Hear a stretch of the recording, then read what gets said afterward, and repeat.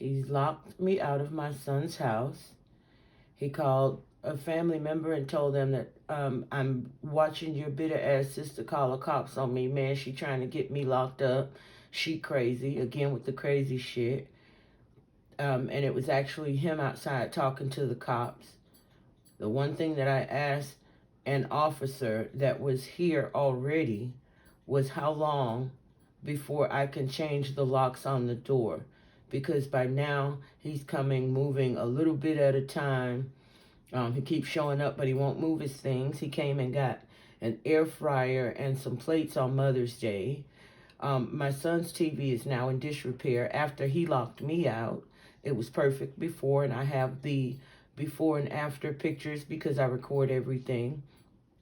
Where the TV was working fine, and then when he locked me out and I came back in, my brother was with me when I turned the TV on. Coming in the house when I'm not here, he's taking my son's things. He was taking my things, claiming that I stole his change. So he went and stole my change, and I had just packed his things up that were all in the drawer.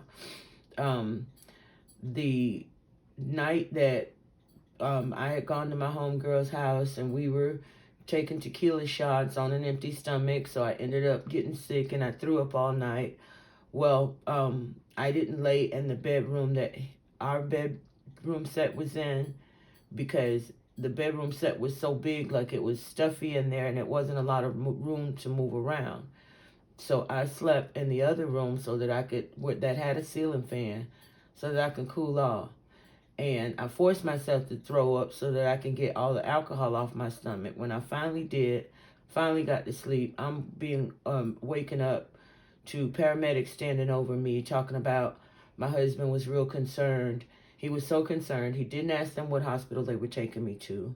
I heard him on the phone making a date. This was April 19th. So remember, that's right smack dab in the middle of the white heroin addict in Brazelton and the Shaquilla girl in Atlanta. So he's seeing both of them. So I heard him, I don't know which one, that he was telling he would see them later. Next thing I know, I wake up and I'm being whisked away in an ambulance. And he says, babe, I'm sorry. You know I would never have done that. I don't like them people coming to my house. But I felt bad. I was, what he said, I was afraid for you.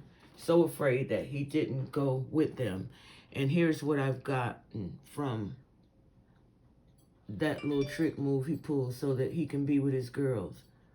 $1,140 bill from the ambulance company. And he's going to have to pay that because he had no business calling those people.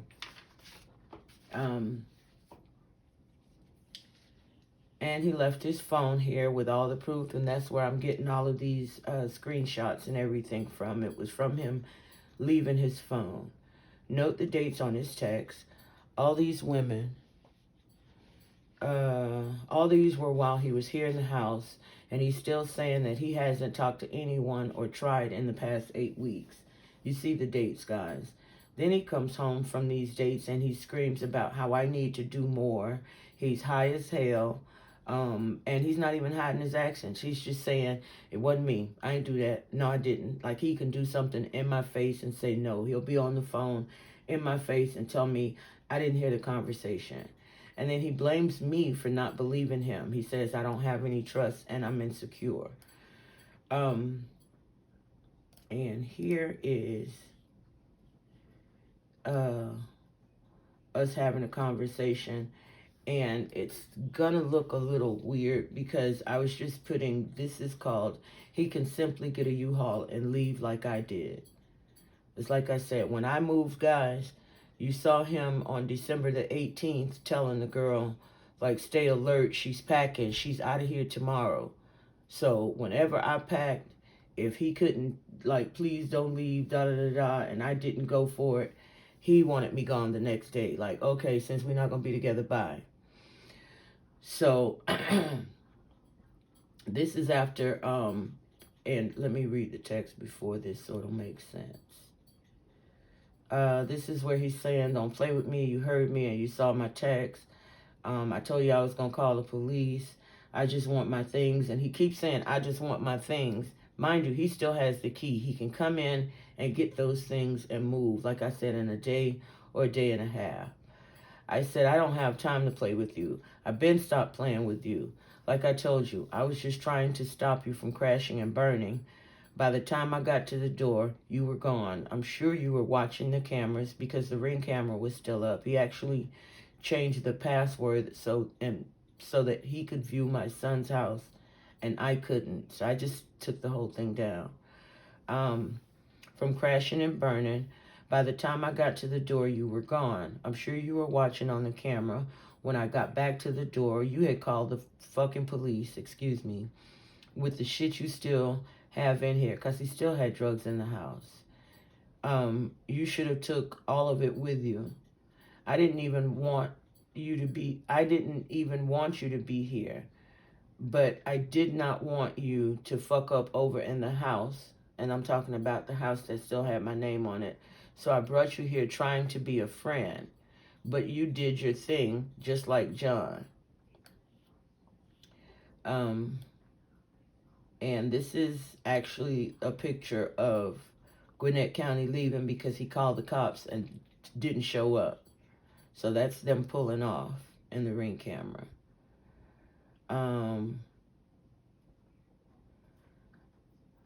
He's still texting me. This is May the 4th. You got an Amazon package today. The white girl brought it to you. He had started ordering because he wanted to, I guess, holler at the white girl. So he would start ordering packages at her address and going over there like, whoops, I made a mistake. So he's watching on the camera. He said, the white girl brought it to you, not the little box, but a bigger one. He saw when she brought me the box why he thought I would swap it out for a little box. This is what he was looking for, y'all. His sex pills and his pills and his wipes. So, because he had them delivered here. Look, you took my pills, which ain't dope. I know it's not dope. They're sex pills. And my bag of change in dollars. My cross, and you want to play the victim. So I said, my God, please release me. Have a good life. I can't save you, and you won't destroy me. Oh, yeah. This is what he says. I haven't fucked Tangie, but she's a real friend. Because what I had done was, after I saw all of the complaints he had about her, that was where he was trying to go back to get her to join the team. I said, now, you know that's a goddamn shame. As bad as you talked about Tangie, that you them went back to that fucking woman. But I'll tell you what, it's going to take her because you didn't take all of your shit out of here and you left a lot of dope in here and she's going to have to come and get it. He said, let me get my things, man. God don't like ugly. Don't block your blessings. Let me get my shit. Don't block your blessings. I'm calling the police. And this was the night he called the police because he was trying to get in there to get that phone. I said, I see. You didn't have to do any of that. I was upstairs coming to unlock the door. You just come with them and get your things tomorrow and let God. So yeah, this is where he's saying that he got an Amazon package because he's still watching me on the cameras. And he's saying, I haven't fucked Tangie, that's the ex-wife, but she is a real friend. You took my pills, which ain't dope, and my bag of change in dollars and my cross, and you want to play victim. I said, my God, please release me. Have a good life. I can't save you and you won't destroy me. Glad she's a friend. Tag, she's it. You told me about her. I wouldn't know anything about this crazy life y'all living had you not told me everything. You don't have the power to victimize anyone but yourself. I was trying to save you. Let's see. We're going to move further along.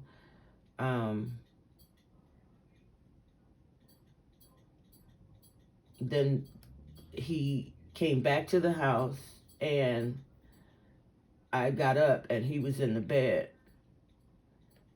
And I started texting. I said, John, no, I said, John. And he was like, yeah. And I was like, what's going on? And he was like, what? So I texted him.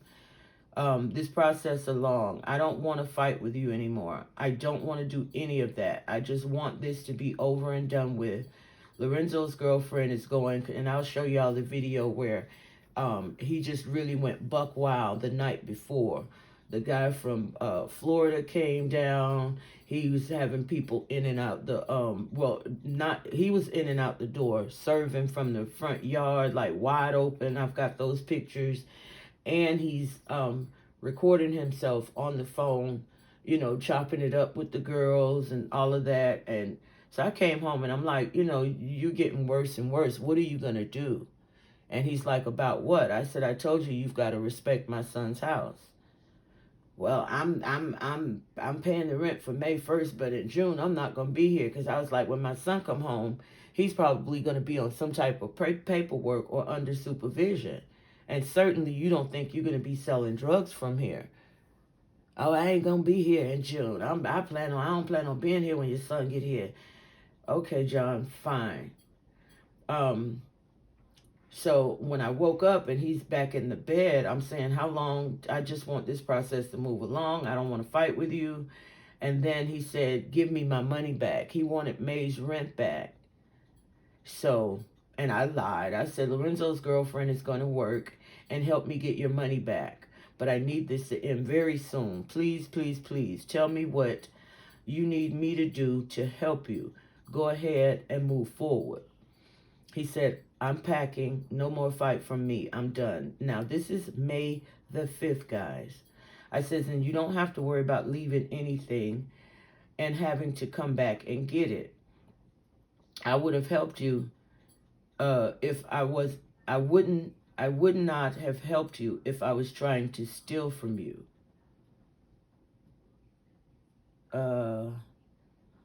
If I was trying to steal from you. The things that you said that I took, the pills and your cross and your stuff, why would I need any of that stuff? I put it in the drawer because I was getting ready to try and pack your things before I realized it wasn't a good idea. In the nightstand drawer.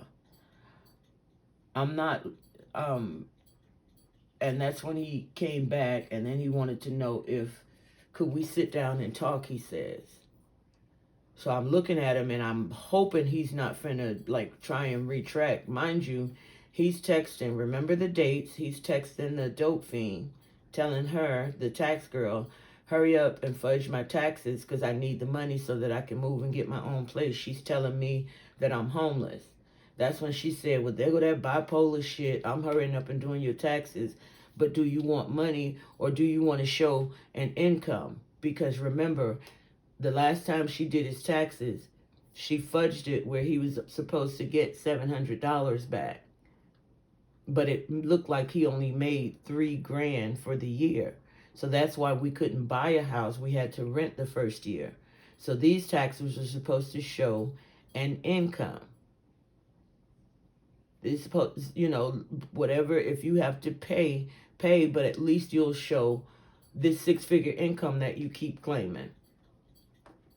Well, now he's telling her, just get me some money back because she's telling me I'm homeless. I got to move. And she's saying, calling me bipolar.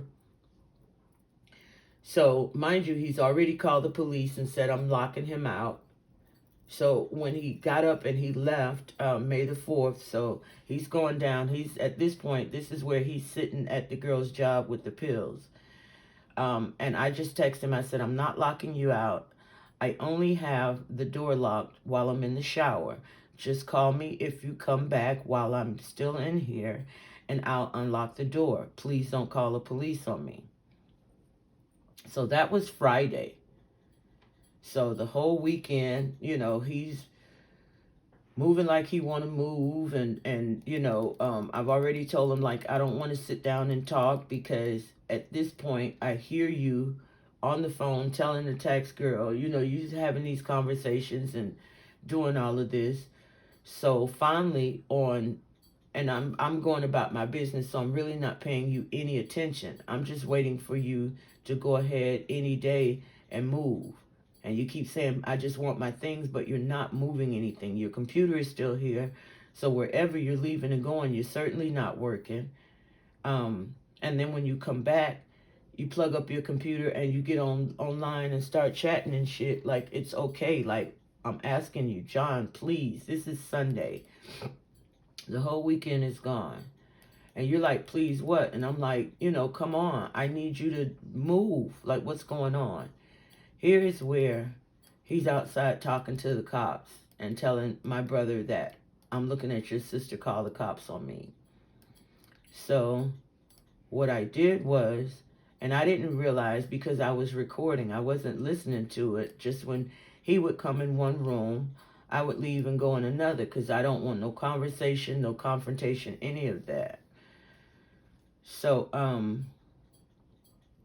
this one went first. This was us more arguing because he's still not leaving. I said, just get your things and leave this man's house.